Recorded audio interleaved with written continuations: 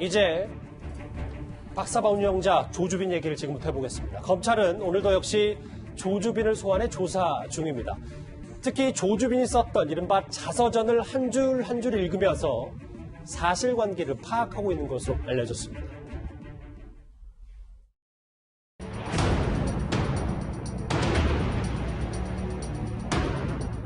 멈출 수 없었던 악마의 삶을 멈춰주셔서 정말 감사합니다. 음란물 유포함을 인정하십니까? 범행 후회 안 하시나요? 미성년자 피해자들 많은데 죄책감 안 느끼시나요? 본격적으로 시작하기 앞서서 오늘 있었던 속보부터 알아볼게요. 임 교수님. 지금 박사방 공동운영자 2명이 지금 추가로 검거가 됐더라고요. 네. 그 붓다하고 사마귀하고 다른 이제 아이디를 가지고 있는 그 공범들이 있었습니다. 근데 현재 그 검거 대상자 중에 2명이 핵심적인 역할을 한 걸로 지금 경찰에서 발표를 하고 있고요.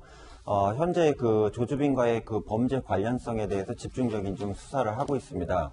다만 문제는 이 2명 이외에도 주도적인 역할을 하는 사람이 3명 이외에 더 있는 걸로 좀 파악이 됩니다. 따라서 이들에 대해서 전반적으로 수사를 해서 시급하게 검거하는 게 제가 볼 때 현재는 관점, 핵심이 아닌가 이렇게 보여집니다. 근데 공범들이 잡혔잖아요. 그런데 지금 화면에 보는 것처럼 본인이 과거에는 돈 심부름했다고 했고 경찰 수사장이 혐의를 인정했는데 근데 내가 아닌 공범이 처음으로 박상을 만들었다. 이렇게 조주빈 주장하고 있거든요. 그러니까 처음에 이제 초기에 이제 검거됐을 땐 조주빈이 자기가 박사라는 신분이 드러나는 걸 피하기 위해서 내가 이 방장이 아니고 사실은 하수인이었다. 이렇게 처음에 진술했고요. 네. 본인이 이제 방장인 게 밝혀지고 나니까 그다음부터는 이제 그 변호인 접견하기 전까지는 계속 자기가 다 주도를 했다고 하다가 변호인이 선임된 이후에는 나 말고도 다른 주도적인 역할을 하는 사람들이 여러 명이 있었기 때문에 나만 집중적으로 하는 건 바람직하지 않다 이런 식으로 주장하고 있는 거죠. 아하, 그렇군요. 그런데 지금 경찰이 그래도 조주빈이 주범이라고 확신하는 게 다음 화면 보실까요, 같이?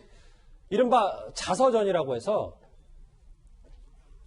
M번방을 최초로 만든 갓갓이 잠적하자 완장방이 떠올랐는데 이곳에서 견제 세력을 자리매김했다. 뭐 색깔 다른 이 문장도 있고 결국은 본인이 자서전, 이른바 자서전을 통해서 본인의 박사 행위에 대해서 허장성세를 좀 한 겁니까? 그러니까 무역지 형식입니다. 그래서 그 N번방을 무림으로 표현하고요.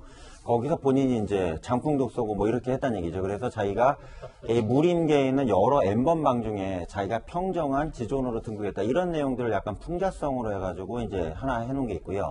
두 번째는 에세이집이 또 따로 있습니다. 에세이집은 뭐냐면 본인이 시구나 이런 그 어떤 그 명상적인 철학적 얘기들을 회원들한테 공지하는 방식으로 또다시 쓴 내용들이 있거든요. 잠시만, 그러니까 무협지 말고 수필 같은 것도 수필이 또 있습니다. 에세이가. 어허. 그래서 이 두 가지 내용을 보면 전부 다 핵심은 뭐냐면 이 N번방계가 계속 세파분열을 하면서 경쟁적으로 약간 상업적으로 가는 부분이 있다 보니까 거기서 내가 갓갓 이후에 주도한 주도 세력이라는 것을 강조하기 위해서 본인을 신격화하거나 하나의 신앙의 미신의 어떤 대상 있잖아요. 이런 식으로 하는 내용들을 집중적으로 표출한 거라고 보여집니다. 그럼 그 무협지를 바탕으로 해서 이게 뭐 망상이다 아니면 경찰은 이 부분을 좀 많이 들여다보고 있는 거래요. 주범은 조주빈이다 이렇게 해서요. 네. 그리고 이제 거기에 보면 대선 후보도 나오고요. 그 다음에 유력한 그 정치인이나 언론사 대표들 이런 분들이 계속 나옵니다. 이렇게 나옴으로써 내가 이 사람들과 다 연루가 돼 있는 걸 이렇게 나는 핵심적인 인물이다. 이걸 갖다가 우회적으로 표현한다고 봐야 됩니다. 글쎄요. 무협지에 에세이까지 쓴 수필까지 쓴 조주빈입니다.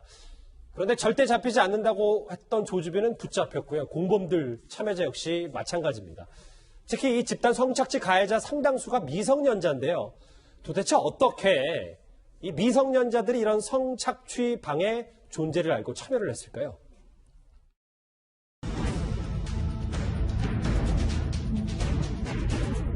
대화방의 회원들이 단순 관전자가 아니고요. 범행을 부추기거나 적극적으로 유인을 하거나 흔적을 우리가 볼 수 있는 거죠. 끝까지 파헤치고 흔적이라도 이렇게 남기는 추적에서 드러나거든요. 마지막 잡히는 사람은 가장 가혹한 처벌을 받을 수 있다라는 것을 명심해 주시기 바랍니다. 추 장관 저렇게 꼭 다 잡겠다는 의지를 드러냈었는데 염 교수님. 박사방 링크를 5군데 이상 공유한 뒤 인증을 하니까 단계가 박사방에 들어가려면 상당히 복잡하잖아요. 네. 그런데도 미성년자들이 이렇게 많은 걸 저희가 어떻게 받아들여야 됩니까? 일단 그 미성년자들 대상으로 하는 그 일반 카페 있지 않습니까? 예를 들어서 수험생 카페나 무슨 정보공유 카페 이런 데다가 이 박사방을 갖다가 홍보하는 5개의 링크를 반드시 보내야지만 이 회원 자격이 부여할 수 있다 이렇게 얘기했거든요. 예. 쉽게 말씀드리면 다단계 방식으로 지금 현재 운영이 된 겁니다. 그러니까는 처음에는 이제 수험 관련된 자료가 잘 정리가 돼 있는 사이트니 들어와 봐라 그래갖고 처음에는 링크로 들어갔는데 들어가다 보니까는 이제 자극적인 이제 성 관련 착취물이나 이런 내용들이 막 나오는 겁니다. 그래서 거기에 수렁에 빠져가지고 나중에는 운영자까지 전환되는 이런 참극이 빚어졌다고 생각합니다.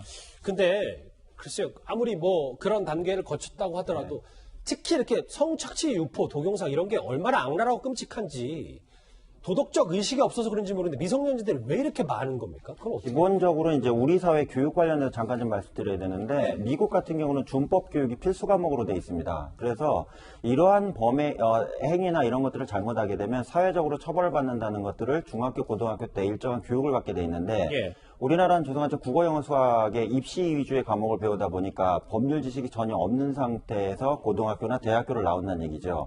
최근에 그 20대 그 대학생들 사기 피해자가 되게 많잖아요. 네네. 심지어 인감증명이나 인감도장이 어떠한 의미를 가지는지도 모르는 대학생들이 허다합니다.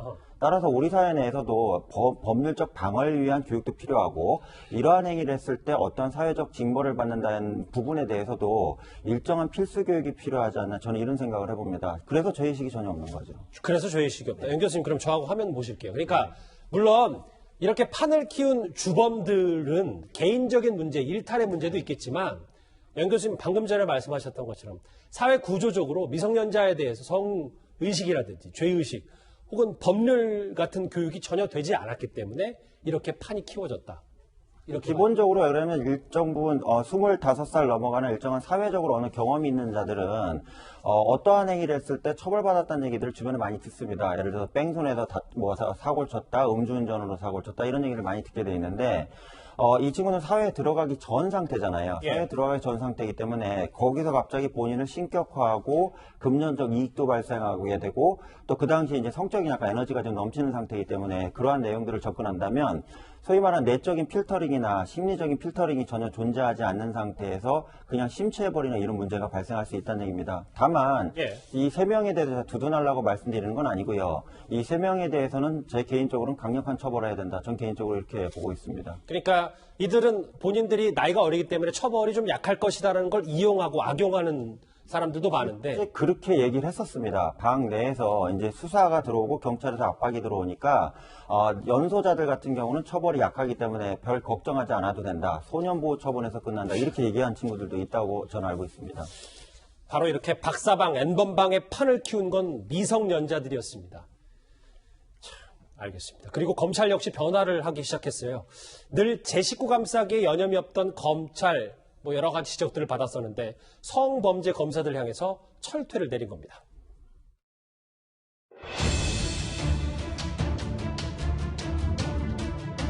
저는 아동과 사회적 약자를 상대로 한 범죄 역시 우선적인 법집행 대상이 되어야 함을 강조하고 싶습니다. 이러한 범죄는 직접적 피해자만이 아니라 우리 모두에 대한 범죄이고 반문명적, 반사회적 범죄로서 김태현 변호사님. 잠시 지금 잠깐만요. 오디오가 고르지 못했습니다. 시청자분들께 좀 사과 말씀드릴게요. 김태현 변호사님. 이게 성범죄를 저지른 검사들이 대체로 입건이 지금까지 자기 식구 감사기 있었는데 좀 바뀐 건지 아니면 뭔가 윤 총장 스스로가 현안 수사에 좀 전면에 나서니까 좀 바뀐 건지 어떻게 봐야 됩니까? 대상이 뭐 검사니까 뭐 좀 경하게 처벌했고 그다음에 검사가 아니니까 강하지 이런 문제가 아니라 죄질 자체가 달라요. 지금 이제 뭐 저것도 분명히 죄인데 지금 화면에 나오신 예전에 이제 좀 경하게 처벌했던 현직 검사들의 문제는 성매매하고 성추행이거든요. 저도 사실은 처벌받아 죄는 맞죠. 근데 다만 지금 있었던 죄는 저는 성매매나 성추행과는 완전히 차원이 다른 범죄 아니겠습니까? 피해자도 많고 그리고 단순한 그냥 어떤 성관계 동영상을 유출한 게 아니라 정말 가학적인 행위를 하는 성착취 동영상을 외부로 유출한 거예요. 그 성착취 동영상을 만드는 과정에 있어서 피해자들에 대한 어떤 압박과 협박들이 있었고 그 피해자들은 다수의 피해자가 있으며 그 피해자들 중에서는 미성년자도 있습니다. 그렇기 때문에 죄질이 어떤 의미에서 보면 이제까지 최근에 있었던 성범죄 관련 사건들 중에서 가장 악질적인 범죄라고도 볼 수도 있고 그래서 아마 여론도 이렇게 들끓는 건 아니겠습니까? 그렇기 때문에 윤석열 총장 입장에서 보면 강하게 처벌해야 된다라는 그런 일종의 업무 지시가 일선 검찰청에 내려가는 거죠. 이도훈 의원님, 이건 어떨까요? 제가 한번 읽어보겠습니다. 그 신임 검사들 향해서 여성 아동 등 힘없고 소외된 약자를 지키는 것이 헌법적 사명이고 N번방 사건이 있었고 반문명적 범죄에 엄정 대응하라. 윤 총장이 이번 현안 수사에 매달린 이유가 다 여기에 있는 겁니까? 윤 총장은 취임 때부터 권력형 범죄, 그다음에 선거 사범 그리고 약자에 대한 보호를 강조해왔고 최근에 N번방 사건도 일어났기 때문에 다시 한번 강조한 것 같고 검사들에 대해서 이렇게 각별하게 그 당부의 말을 윤 총장이 하고 있는 거는 첫째는 검사를 둘러싼 여러 가지 비위 문제에 대한 여론이 굉장히 안 좋습니다. 이 부분에 대해서 다시 한번 그 주의를 환기한 것 같고 또 최근에 그 선거 과정에서 정치권에서 검찰 특히 윤석열 총장에 대한 그 사실상 정치적 공격도 있는 상황입니다.